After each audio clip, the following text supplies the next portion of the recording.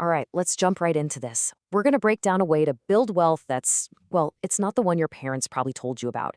This isn't about saving for 40 years just to have a decent retirement.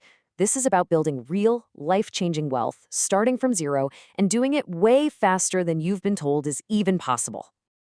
This one statement right here, it just flips the entire script on everything we're taught about making money. The whole idea that you have to grind away for decades, this says nope. The goal isn't just to maybe become a millionaire when you're 50 or 60, it's about doing it so much sooner. The big question is, how? And just so we're clear, this advice isn't coming from someone who was born with a silver spoon in his mouth. The person behind this strategy started out as a working class kid with literally nothing in his pockets. So this is a powerful reminder that it doesn't matter where you start, it's about where you decide to go. So the very first step on this path, it has nothing to do with money. It's all about your mindset.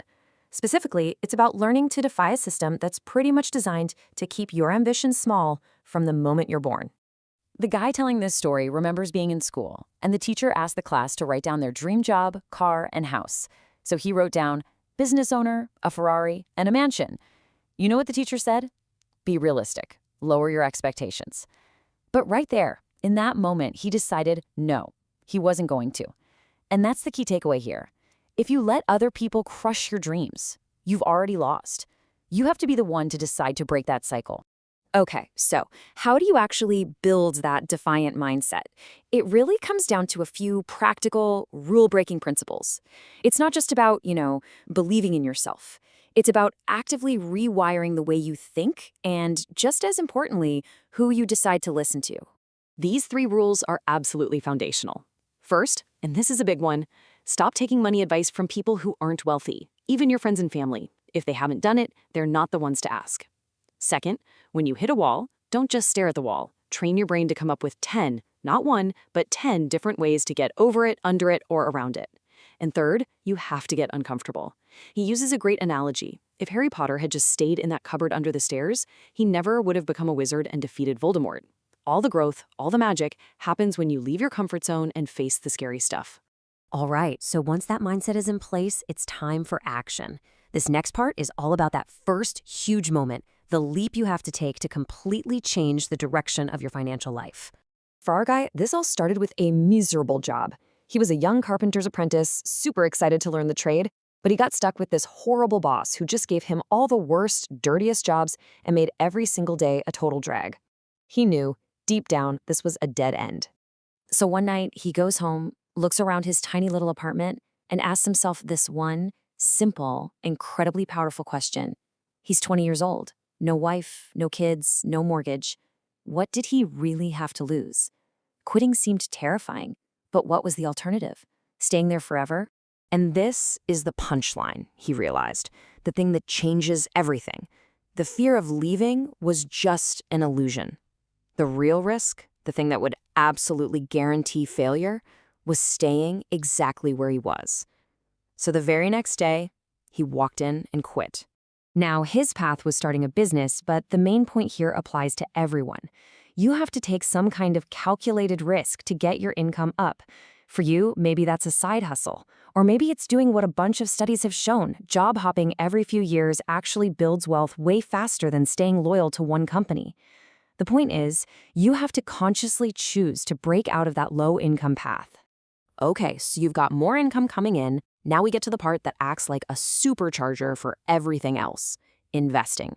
And the story here is just a fantastic way to understand why you absolutely cannot afford to wait. So years later, he's got a successful business, and he hires a 14-year-old for work experience. And this kid, all he would talk about was stocks. The owner was, pretty skeptical. He was thinking, what does a teenager know about the stock market? But this kid was completely obsessed with one particular stock and was so sure about it, he'd put his own 1,000 pounds into it. And then, boom, the stock exploded. It went up 10 times its value literally overnight. That kid's obsession paid off in a massive way. The lesson here wasn't about finding some miracle stock. It was about the incredible power of just being in the game. And this is so, so crucial. Every single day that you wait to start investing is a day you lose the magic of compounding. That's when your money starts making its own money. Time is the single most powerful asset you have when it comes to building wealth, and you can never, ever get it back. The sooner you start, the easier the whole journey becomes. So just take a look at this number, negative 38%. It looks pretty dramatic, right? But what in the world does it actually mean? The answer is just staggering. A big study found that if you were invested in the stock market for 40 years, but you somehow missed just the 5 single best trading days in that whole time, your total returns would have been cut by 38%. That is insane. It shows you perfectly why time in the market is so much more important than timing the market. You just have to be in it to win it. So you've defied the system, you've increased your income, and you've started investing. You are on your way. You're building wealth. But now comes the final and maybe the most critical lesson of all. How do you keep it? The source tells this really sobering story about a friend of his, a guy who was one of the wealthiest people in the entire UK. We're not just talking rich, we're talking on the official rich list. But he got involved with this high-leverage investment group that promised these insane returns. And when that group collapsed, it didn't just take his investment, it took everything. The man was completely wiped out. So what's the one word that could have saved him from that disaster? Diversification. It's the simple, timeless advice of not putting all of your eggs in one basket. That's it. By spreading your money out across different things, you protect yourself if any one of them fails. And this doesn't just apply to your investments, things like stocks, bonds, and real estate. It's just as important for your income. Having money coming in from different places, maybe a business, some ad revenue, rental properties. It builds a financial fortress around you that can survive a major hit in any one area. So we're going to end by flipping this whole thing on its head.